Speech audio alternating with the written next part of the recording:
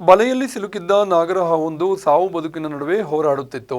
ಕಾರ್ಯಾಚರಣೆ ನಡೆಸಿದ ಹೆಸ್ಕಾಂ ಮತ್ತು ಅರಣ್ಯ ಸಿಬ್ಬಂದಿಗಳು ಹಾವನ್ನ ರಕ್ಷಣೆ ಮಾಡಿದರು.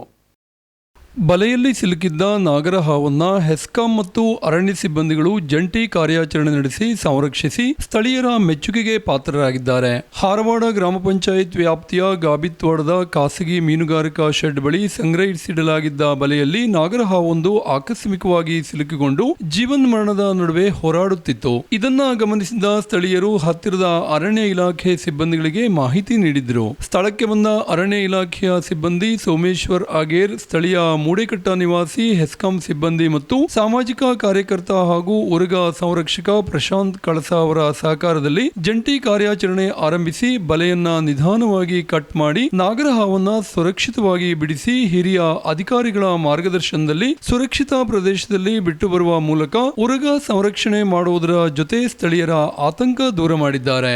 ನಾಗರಹಾವೆಂದರೆ ಭಯಪಡುವ ಹಲವರ ನಡುವೆ ವೃತ್ತಿಪರ ಅಲ್ಲದಿದ್ದರೂ ತುರ್ತು ಸಂದರ್ಭದಲ್ಲಿ ಯಾರಿಗೂ ಅಪಾಯವಾಗದಂತೆ ಉರಗ ಸಂರಕ್ಷಣೆಗೆ ಮುಂದಾದ ಪ್ರಶಾಂತ್ ಮತ್ತು ಸೋಮೇಶ್ವರ್ ಅವರ ಕಾರ್ಯಕ್ಕೆ ನಿಮ್ಮದೊಂದು ಮೆಚ್ಚುಗೆ ಇರಲಿ.